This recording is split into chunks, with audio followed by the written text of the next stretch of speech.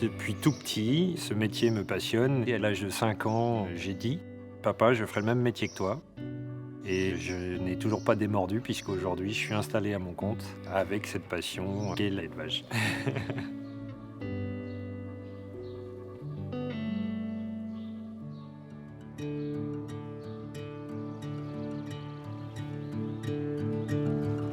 Allez! Lorsqu'on arrive au petit matin, les premiers gestes, c'est d'observer les animaux, de voir s'ils sont en bonne santé.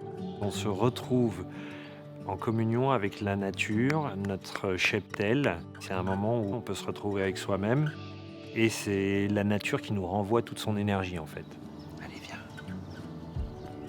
Je ne conçois pas une exploitation agricole sans élevage. C'est du vivant, ça résonne, on peut entendre une vache meugler, derrière moi j'entends les cornadis qui se ferment, c'est l'âme de la ferme.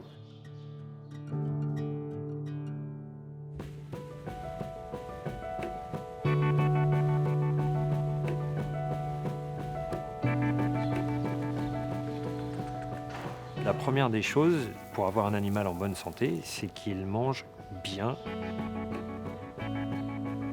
La chance que nous avons en Île-de-France, c'est d'avoir cette terre suffisamment riche pour produire l'ensemble des aliments dont nos animaux ont besoin.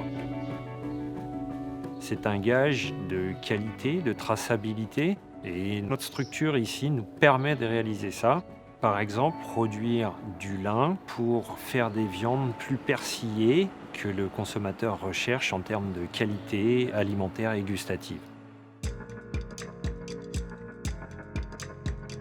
L'agriculture aujourd'hui, c'est aussi accompagner la société dans sa transition écologique.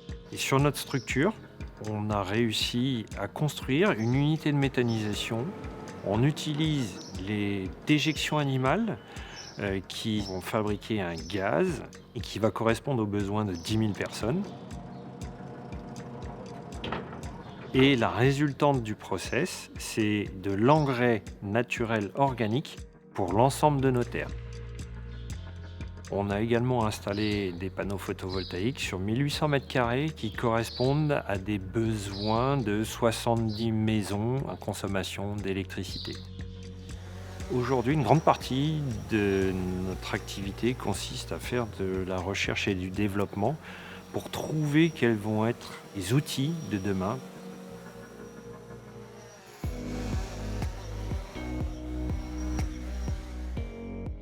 Baptiste, c'est le responsable de notre élevage. C'est un jeune garçon qui est plein de ressources et d'énergie.